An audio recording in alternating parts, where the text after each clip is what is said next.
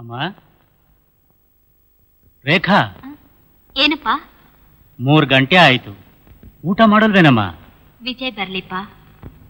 ನೀನ್ ದಿನಾ ಒಂದ್ ಧ್ಯಾನದಲ್ಲೇ ಇದ್ದೀಯ, ಅವನ್ ನಿನ್ ಜ್ಞಾಪಕ ಕೂಡ ಮಾಡಲ್ಲ. ಹಾಯ್ ಹಾಯ್ ವಿಜಯ್, ಊಟ ಮಾಡ್ದ್ಯಾ?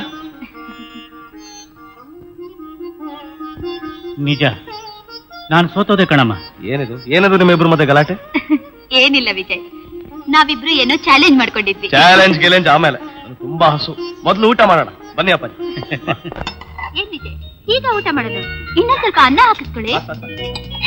ನಿಜ ಹೇಳ್ಬೇಕು ಅಂದ್ರೆ ನನ್ಗೆ ಹಸ್ವೇ ಇಲ್ಲ, ನೀನ್ ವೇಟ್ ಮಾಡ್ತಾ ಇದ್ದೀಯಲ್ಲ ಅದಕ್ಕೆ ಬಂದೆ. ಈಗ್ಲಾದ್ರೂ ಅರ್ಥ ಆಯ್ತಾ? ಅರ್ಥ ಮಾಡ್ಕೊಂಡಿದ್ದಕ್ಕೆ ಇಲ್ಲಿಗೆ ಬಂದಿರೋದ್ರಿ. ಅಯ್ಯೋ ದೇವ್ರೆ, ನಿನ್ನಲ್ಲಪ್ಪ ಕೇಳಿದ್ದು, ನನ್ನನ್ನ. ನಾನು ಬಂದಾಗ್ಲಿಂದ ನೋಡ್ತಾ ಇದ್ದೀನಿ, ಅಪ್ಪ ಮಗಳು ಏನೋ ಮಾತಾಡ್ತಾ ಇದ್ರಲ್ಲ, ಏನದು ಸಸ್ಪೆನ್ಸು? ಅಯ್ಯೋ ಏನಿಲ್ಲಪ್ಪ, ನಿನ್ನ ವಿಷಯನೇ. ರೂಪಾಯಿ ಮೇಲೆ ಕೆಸ್ದು ರಾಜ ಬೀಳುತ್ತೆ ಅಂತ ಅವಳ ಆನಂದ ಪಡ್ತಿದ್ದಾಳೆ, ನಾನು ಎಲ್ಲಿ ರಾಣಿ ಬೀಳುತ್ತು ಅಂತ ಆತಂಕ ಪಡ್ತೀನಿ. ಓಹೋ, ಹೆಡ್ ಔಟ್ ಏನ್ ಆಟನಾ? ಈಗ ಅರ್ಥ ಆಯ್ತು ಬಿಡಿ.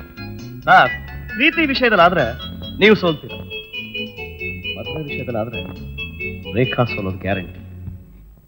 ಅಂದ್ರೆ ಇದಕ್ಕಿಂತ ಡೀಟೇಲ್ಸ್ ಕೇಳಬೇಡಿ, ಯಾಕಂದ್ರೆ ನಾನೊಬ್ಬ ಕೊಲೆಗಾರ. ಕಾಡು ಮೃಗಗಳನ್ನ ಕೊಲ್ಲೋರ್ನ ಕೊಲೆಗಾರ ಅನ್ನೋಲ್ಲಪ್ಪ, ಬೇಟೆಗಾರ ಅಂತಾರೆ. ನಿಮ್ ದೃಷ್ಟಿಯಲ್ಲಿ ಹಾಗಿರ್ಬೋದು, ಕಾನೂನಿನ ದೃಷ್ಟಿನೇ ಬೇರೆ. ಅದಕ್ಕೆ ಹೇಳ್ತಾ ಇದ್ದೀನಿ, ನಿಮ್ ಮಗಳ ಮನಸ್ಸಲ್ಲಿ ಮದುವೆ ಆಸೆ ಹುಟ್ಟಿಸಿ ನಾಳೆ ನಾನು ನೇಣು ಹಾಕ್ಸ್ಕೊಂಡ್ರೆ? ಯಾಕಪ್ಪ ಕೆಟ್ಟ ಯೋಚನೆ ಮಾಡ್ತಾ ಇದೀಯ? ನಿನ್ನ ಸಂಸಾರನೇ ಸರ್ವನಾಶ ಮಾಡಿದ ಘಾತಕರೇ ಹಾಯಾಗಿ ಬದುಕ್ತಾ ಇರೋವಾಗ ನೀನು ಬದುಕೋದಕ್ಕೆ ಅರ್ಹತೆ ಇಲ್ಲ ಅಂದ್ಕೊಳ್ಳೋದು ತಪ್ಪು. ಅರ್ಹತೆ ವಿಚಾರ ಮಾತಾಡ್ತಾ ಇಲ್ಲ ಸರ್, ನಾನು ಮಾಡ್ಬೇಕಾಗಿದ್ದ ಕರ್ತವ್ಯನ ಮುಗಿಸಿದ ಮೇಲೆ ನಾನು ಬದುಕೋ ಅವಶ್ಯಕತೆ ಇರಲ್ವೇನೋ ಅಂದ್ಕೋತಾ ಇದ್ದೀನಿ. ಇದ್ದೇ ಇರುತ್ತೆ ಅಂತ ನನ್ನ ಮಗಳು ಅಂದ್ಕೋತಿದ್ದಾಳೆ. Hello Ajay saab, good morning. I am Javed speaking. Hello Javed, how are you? Fine, thank you. ಬಹಳ ದಿವಸ ಮೇಲೆ ಫೋನ್ ಮಾಡ್ತಿದ್ಯಾ, ಏನಾದ್ರೂ ವಿಶೇಷನಾ?